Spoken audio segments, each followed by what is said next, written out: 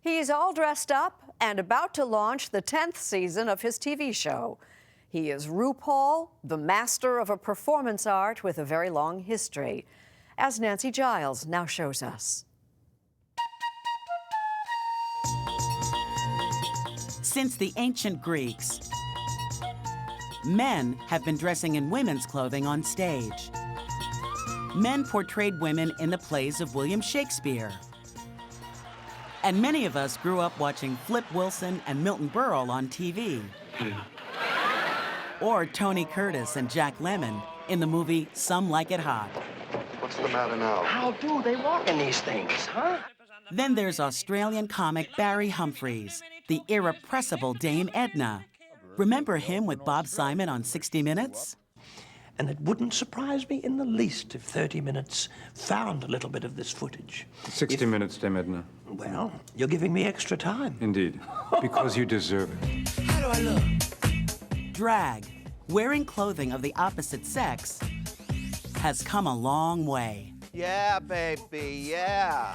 Just how far? Now, remember, if you can't love yourself, how in the hell are you gonna love somebody else? Can I get an amen up here? Amen. All right.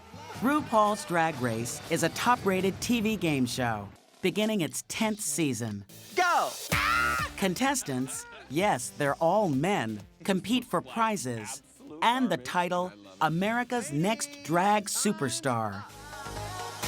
At the center of it all, RuPaul, arguably the most successful drag performer of all time.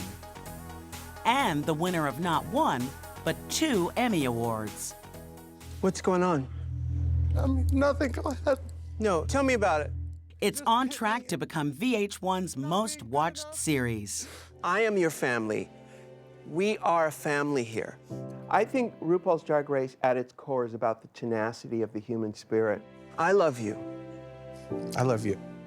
To watch a boy play with feminine things in a society that is so masculine and come through it and find their fire and their own voice is a very powerful thing. It's not just a TV show.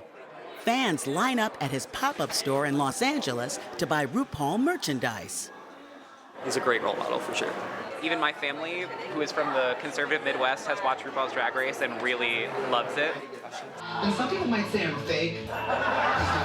And Thursday nights are drag nights at gay bars across the country.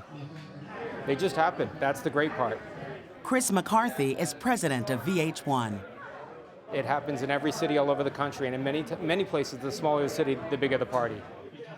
And yet I know that there are probably people who don't really dig what you do. What would you say to them? What other people think of me is none of my business, but I also know that this show is for the kids out there who are looking for some type of guidance. These kids on our show have been through hell, literally. Their families have thrown them out of the house. They've been abused and beaten up. Ladies, but they have come through and shined. That is the lesson right there. RuPaul Andre Charles was born in San Diego in 1960. Almost from the first, let's just say he stood out in the crowd. People in my family, my mother, my father, basically ignored it. You know, it wasn't something that they knew how to deal with.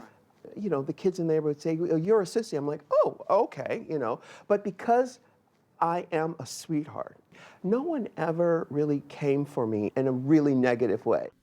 He says his parents' marriage was not a good one. At age 15, RuPaul moved to Atlanta to live with his sister. And not long afterward, RuPaul Andre Charles became RuPaul. I was always looking for the way to fit onto this planet. And I love to dress up. Through drag, I was able to find who I really am, period. He danced in bars and joined bands. Drag was never about wanting to be like a woman. It was always about challenging identity values of society and saying, I am whatever I put on. I think drag is an escape. It allows them to be somebody that maybe they aren't in real life. Michelle Visage is a longtime friend and a female judge on the show. And I tell parents that are religious or don't want to accept their gay child that they don't have to approve it. They just have to accept it. Their kids aren't looking for their approval. Just accept them for who they are. I want to go further. I want to take my RuPaul message to the world. RuPaul says he found acceptance when he moved to New York. He appeared in the famous B-52's Love Shack video.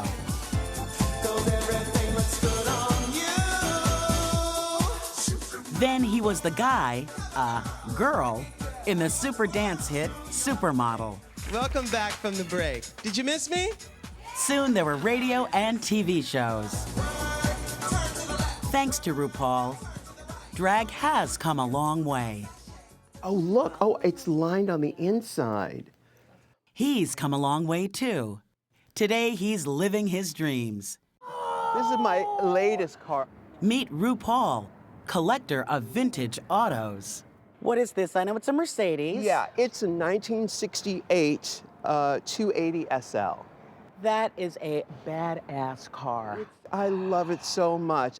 Then, a few years ago, he met George LaBarre, an Australian painter and rancher. They married last year. And consider this. In 2017, Time magazine named RuPaul one of the most influential people in the world. I didn't set out to do that, but I was smart enough to realize this is my calling. You have to be open enough to hear the universe's stage direction.